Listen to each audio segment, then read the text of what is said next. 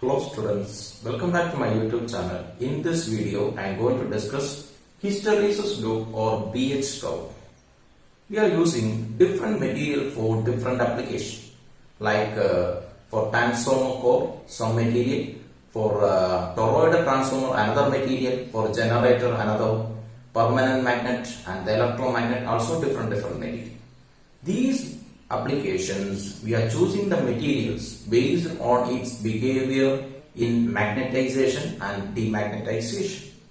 Hysteresis loop shows the behavior of a material in magnetization and demagnetization. So here we are going to discuss about the hysteresis loop of a ferromagnetic material. For that, we are going to take a ferromagnetic material placed inside a solenoid. Okay, this is a solenoid. Inside this solenoid, we are going to keep a ferromagnetic material.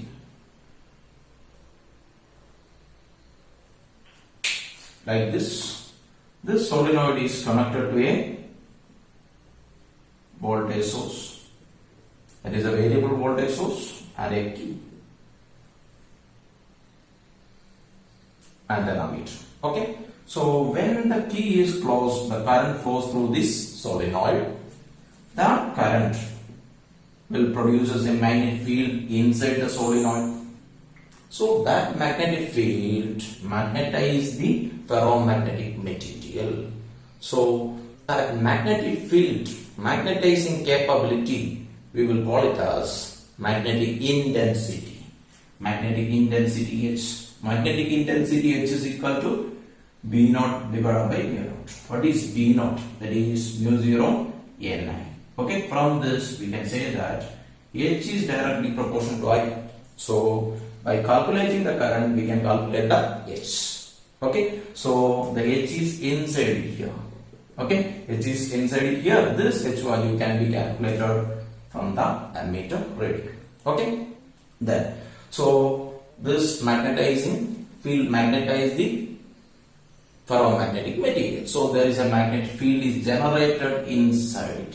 Okay, this magnetic field or magnetic induction is directly proportional to this H. Okay, this can be found out by connecting a magnetometer. Okay, if you connect a magnetometer, you can find out the magnetic induction. Okay, then now we are going to draw the BH curve or hysteresis loop. Okay, by taking the B along the y-axis. This is the B and H is along the x-axis. Okay, clear? Then, first of all, initially the B is equal to 0 and H is equal to 0. Okay, initially B is equal to 0 and H is equal to 0. Okay, that means when there is no external electric field, the magnetic field inside the material is 0.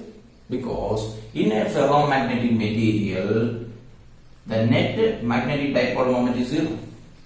Because if you consider about a ferromagnetic atom, it have a net magnetic moment, but the ferromagnetic atoms are present like a groups.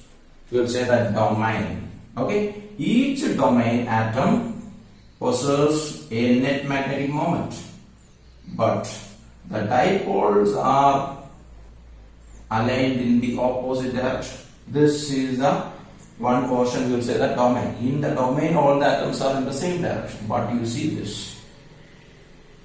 This have a net magnetic moment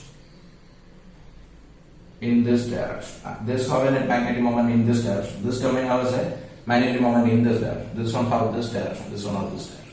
These are all in random direction, so that the net magnetic moment inside the ferromagnetic material is 0. Okay, this is in the initial. Okay, then now we started to supply the current. Okay, started to supply the current. Magnetic field is generated inside, so the dipole moment are started to align the direction of the magnetic field. Okay, so that the magnetization increases. The magnetization slowly increases and reaches to a maximum value. Okay, and after that it is not increasing. The B value is constant. Okay, because at that time, all these dipoles are aligned in the direction of external magnetic field. Now you see. Okay, if the external magnetic field is in this direction, the dipole moment all are aligned in this direction. So all the dipole moment are aligned in the external magnetic field direction. So there is a saturation state is reached. After that, if you increase the external magnetic field, there is no dipole moment to align the external magnetic field direction. So this point is the saturation. Okay, this is the saturation. Okay, then here we are not down, and as point is A. Okay, again now we are going to decrease as the H. Okay, H is going to decrease so that the magnetic field inside the material decreases, and when the H is equal to 0, B is not equal to 0. Initially what we got, when H is equal to 0, B is equal to 0, but now it is not equal to 0. Why? Okay, because in this material some of the field lines are still aligned in this direction, so that when the external magnetic field is 0 itself, the material holds some magnetic power. That value we will call it as a retentivity. This is the retentivity. Okay, retentivity is an important term that we have to be consider for the application. Okay, then what is retentivity?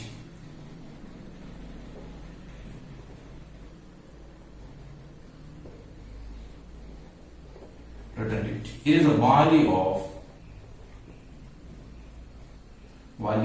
B in which H is equal to 0. Okay, in a pH curve of a material. Okay, so here this is the retentivity value, that is B. Clear? Okay, then now we are going to increase as the H in the opposite direction. Initially the H is in this direction, now we are going to increase as the H is in this direction. Okay, so that the magnetic field inside the material decreases, and at a particular point it becomes 0. This point is C. Okay, so this is the coercivity. This point we will call it as coercivity. Okay, what is coercivity?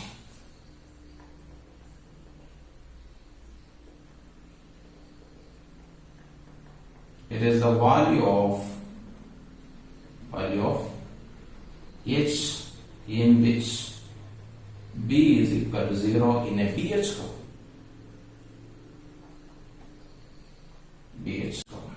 Okay, clear? So now you see this, in this point the material loses its entire magnetic power. Okay, so all the dipole moment are in randomly oriented. Okay, then these 2 points are very important for choosing a material for a particular application. What is retentivity? Retentivity is the value of B in which H is equal to 0. That means how much magnetic power a material can hold after removing the external magnetic field. So for a material is choosing for a permanent magnet, this value should be higher. Okay, and this is the coercivity. What is coercivity? Coercivity is the value of H in which B is equal to 0. That means this coercivity value say how much time the material can hold the magnetic power. So for a material choosing for a particular application, the coercivity value is important. Okay, then now the point here, the B value is 0. Okay, again H is increases in this direction, opposite direction. The dipole moment are started to align in the opposite direction. Okay, and reaches a maximum value. At that time, all the dipole moment are aligned in the opposite direction. Okay, how I will show you. Previously H is applied in this direction. Now H is in this direction. Okay, then clear? Okay, now you see all the dipole moment are aligned in the direction of the H. So there is a net dipole moment and it reaches its saturation point. Okay, so this is the D point. Okay, this is the saturation point. Again the H decreases and reaches a 0 value. At that time B is not equal to 0. Okay, B is not equal to 0. That point is the retentivity. So this E point also the retentivity. Okay, again H is increases in the opposite direction this time. So at a particular point the B1 is reaches to 0. That time all the dipole moment are randomly oriented. Okay, then again we are increases in the opposite direction so that the graph follows this path. Okay, like this path. But the graph is not following the OA path. Clear? The graph is not following the OA path. Okay, this is the one cycle of hysteresis loop. Okay, this shows the magnetization and demagnetization behavior of a material. Okay, here. So here you see this in this point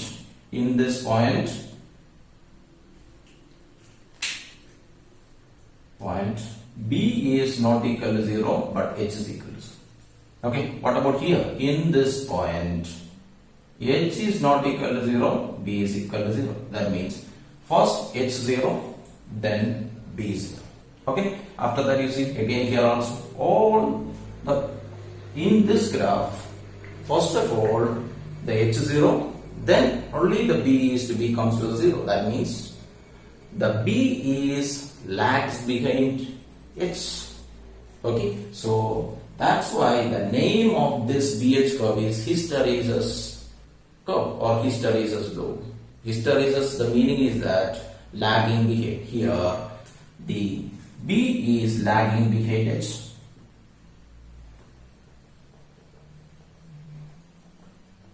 Behind H.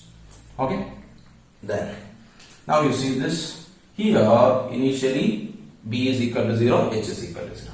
In the OA curve the materials started to produce a net magnetic field inside. That means the material magnetic power increases. So this process is a magnetization. This is a magnetization. At the point A, the material reaches its maximum magnetic field. Okay, then after that the H is applied in the opposite direction so that the material loses its magnetic power. So this curve is the what? This is the demagnetization process. This is a demagnetization. Okay, clear? So here up to C, the material is in the demagnetization. Again C to D, the material is in magnetization, and D to F, the demagnetization. Here again F to A, magnetization. Okay, so here the continuously the material is magnetized and demagnetized. So there is some energy is lost in the form. Okay, so this energy lost can be found out by the area of the hysteresis loop or the area of the BH curve. So in the case of the transformer core, the main loss is the hysteresis loss.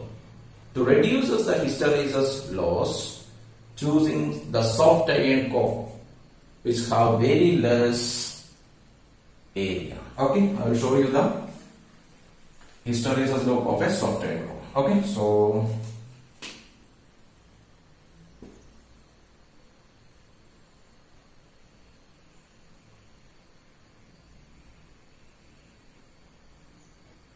like this. Okay, the area of this soft iron core hysteresis loop is very small. Okay, so that hysteresis loss is less. This is about a BH curve or hysteresis loop. Thank you for watching the video. Please subscribe my channel. If you like this video, please put like